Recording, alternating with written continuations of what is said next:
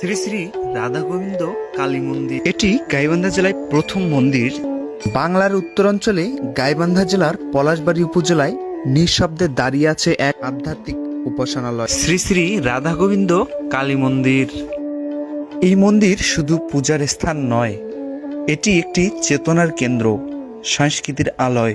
আজ আমরা জানব এই মন্দিরের ইতিহাস, স্থাপত্য, দর্শনীয়তা ও এর আশেপাশের মানুষের জীবনের উপর এর প্রভাব। এই মন্দিরের অবস্থান গাইবান্ধা জেলার পলাশবাড়ী উপজেলার ২ নং হোসেনপুর ইউনিয়নের মধ্য রামচন্দ্রপুর নয়াপাড়ায়।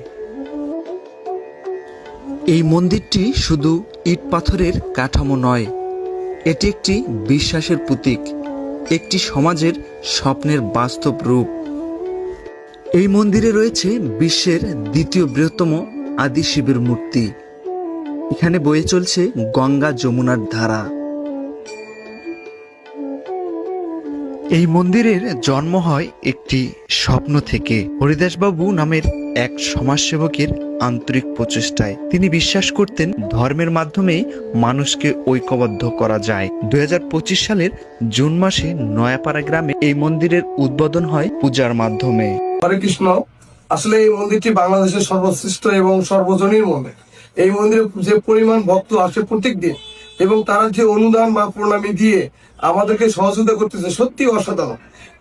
এই অর্থ দিয়ে, এই প্রণামী দিয়ে বাংলাদেশের মধ্যে যেমন হচ্ছে আমাদের সনাতনী মেডিকেল কলেজ এন্ড হসপিটাল, সনাতনী লাইব্রেরি, সনাতনী আমাদের ধর্মীয় পাঠাগার, সনাতনী ফার্মেসি, সনাতনী বৃদ্ধাশ্রম, সনাতনী গুরুকুল, সনাতনী অনাথ আশ্রম, সবকিছু মানে আমাদের একটা মন্দিরের ভিতরে একটা ছোট গ্রামও হবে।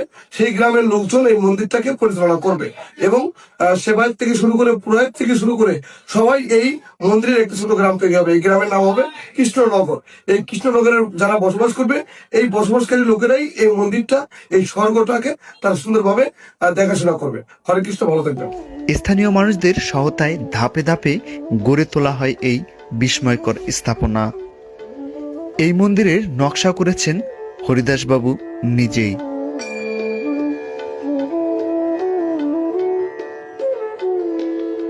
এখানে হাজারো ভক্তবৃন্দদের জন্য প্রসাদের ব্যবস্থা রয়েছে, যার সম্পূর্ণ ব্যয় বহন করেন মন্দির কর্তৃপক্ষ। এই এলাকার সকল সনাতনী ভক্তবৃন্দুরা একত্রিত হয়ে স্বেচ্ছায় সকল কাজ করে থাকেন। এছাড়া এখানে প্রতি মাসের শেষ রবিবার ধর্মীয় আলোচনা ও কীর্তন অনুষ্ঠিত হয়।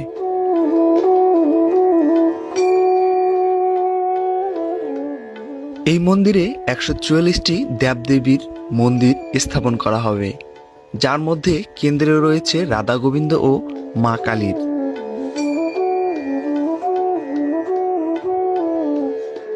মন্দিরের নির্মাণে ভারতীয় ও প্রাচীন বাঙালি স্থাপত্য রীতি অনুসরণ করা হয়েছে।